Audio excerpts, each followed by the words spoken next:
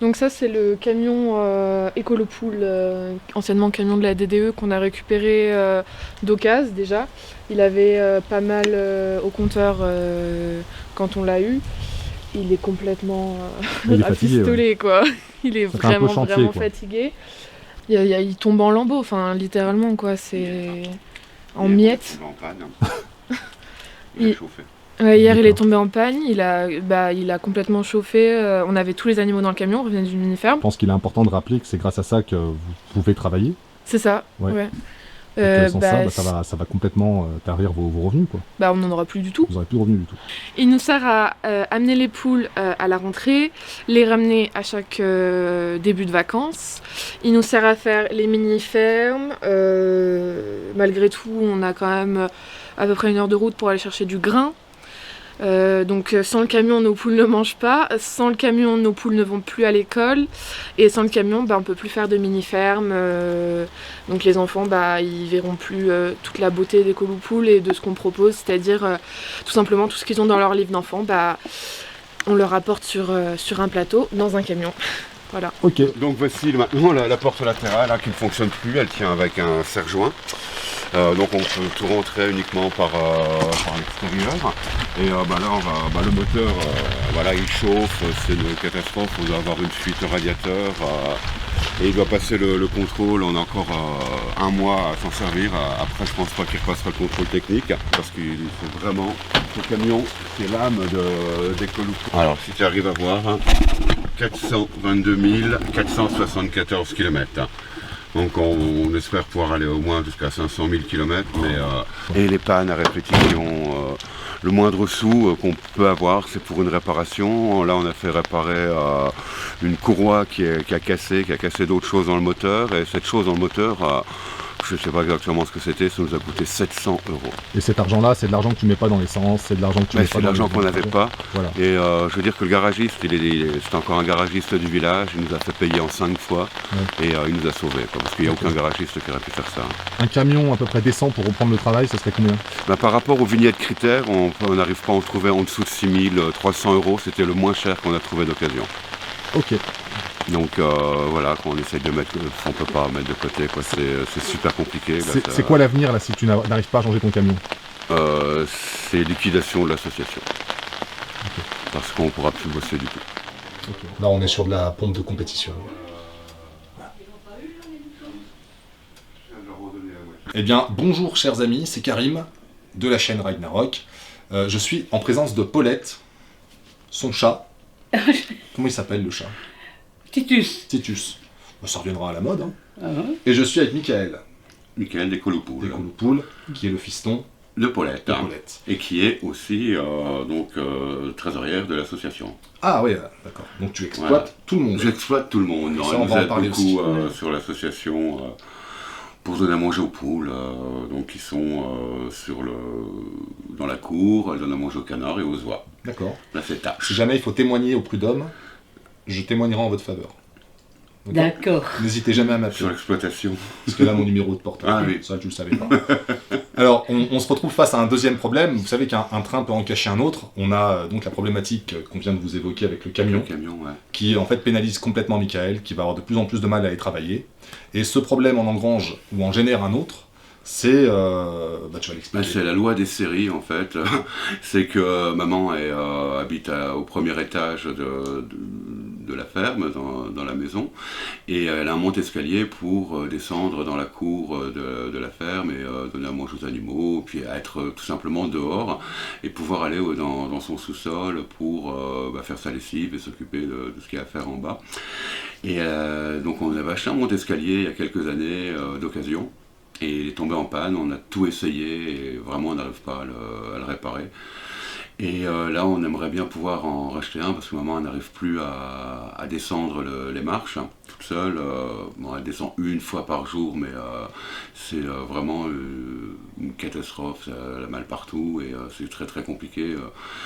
Donc voilà, on aimerait bien pouvoir financer aussi un monte-escalier, soit par mécénat, soit on ne sait pas, on cherche vraiment toutes les solutions. Là, ça fait plus de 3 mois qu'on est bloqué comme ça. Il y a un facteur, c'est vraiment le hasard, si on arrive à y croire, c'est que quand je suis arrivé, il y avait une assistante sociale. Oui.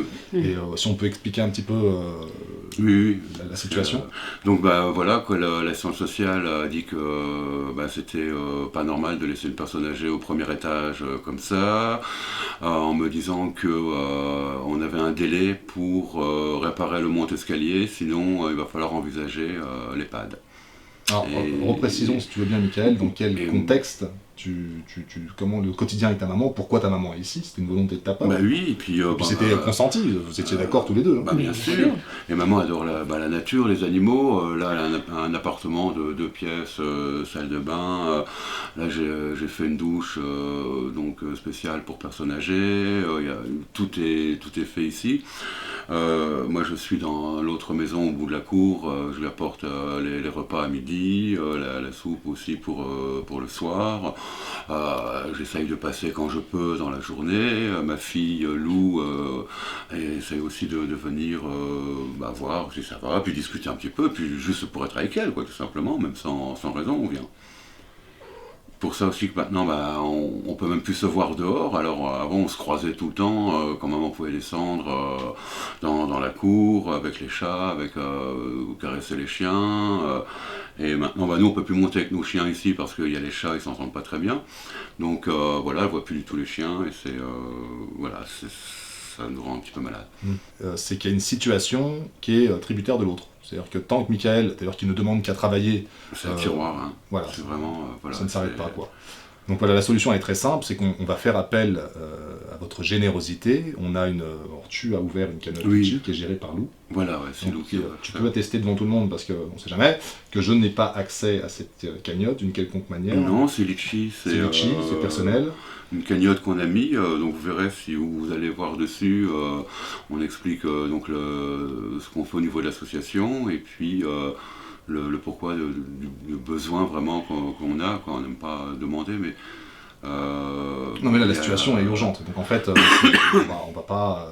Il n'y a même pas de justification à donner. En fait, non, à ce stade-là, l'idée c'est de se dire Michael ne demande qu'à travailler, il a son asso. Je crois que sa démarche est belle. Pour ceux qui ont suivi les vidéos précédentes, ce que fait Michael... vous pouvez aller voir, pas en rougir, voilà, sur le site. Ce qu'on fait sur YouTube, il y a une chaîne Éco Loupoule, qui est le nom de l'association, et donc on a mis des vidéos sur notre quotidien.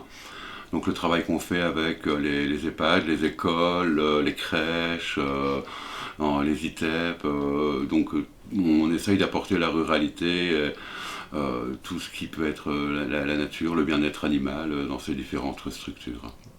Mamie, j'avais juste un truc que tu pourrais peut-être dire, c'est si tu te retrouves en EHPAD, tu te sentiras comment ?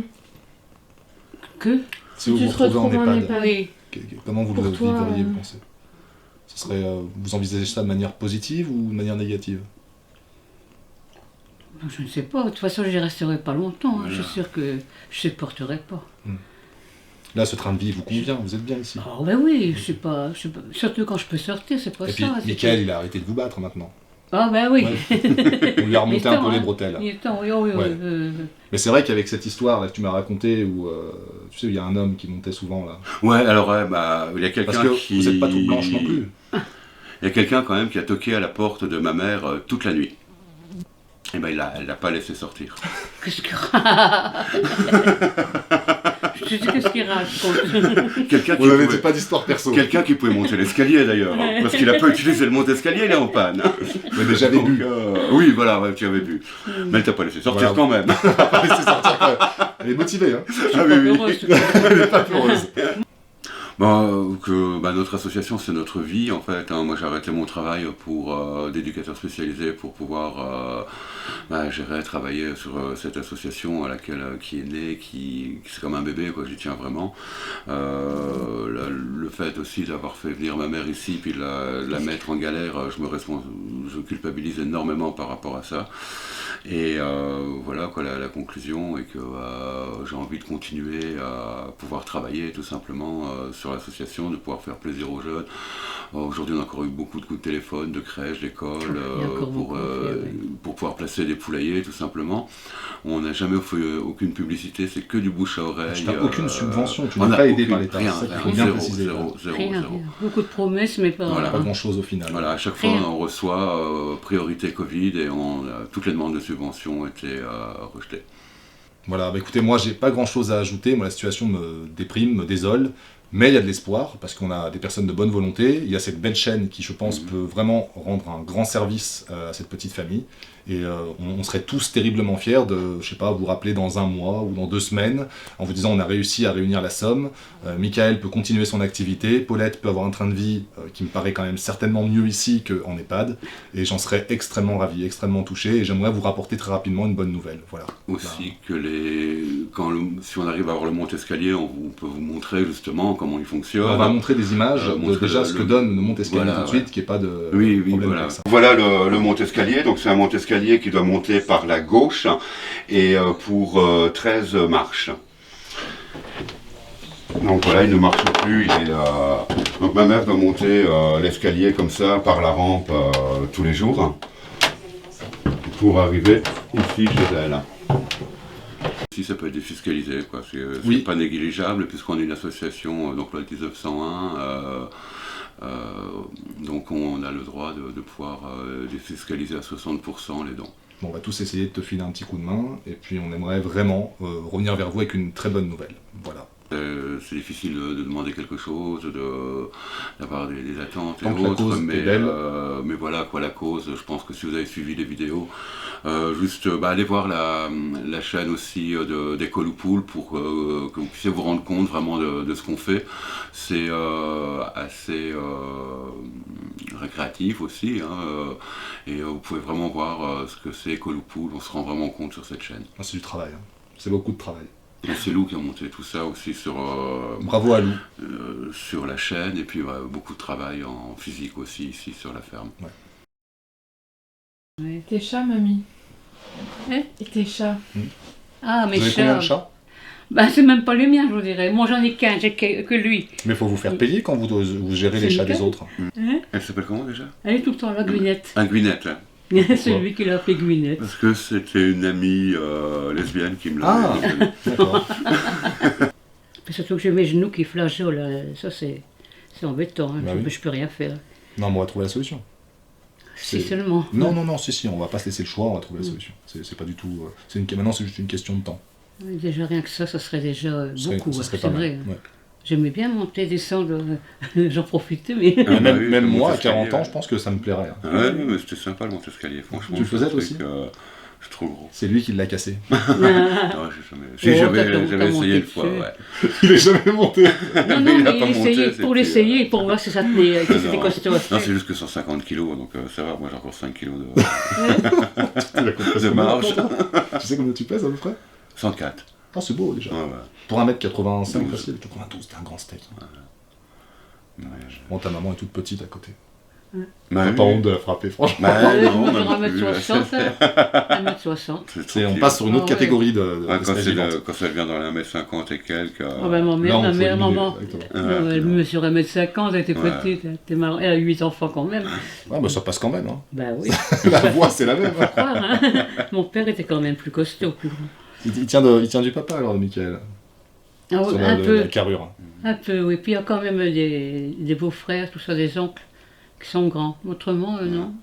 Mais le facteur du village il en a était grand. 80. Hein? Le facteur du village était grand. Puis barbu, hein. Barbu. Barbu. Une barbe. Il y a une passion pour les poules aussi. Mais oui, je sais pas dingue, pourquoi il adorait les poules, c'est un éleveur de J'espère qu'il poules. a transmis ça à ses enfants. J'ai passé toute l'après-midi. Bah ouais, c'est vrai. Non, mais on est bien. On va-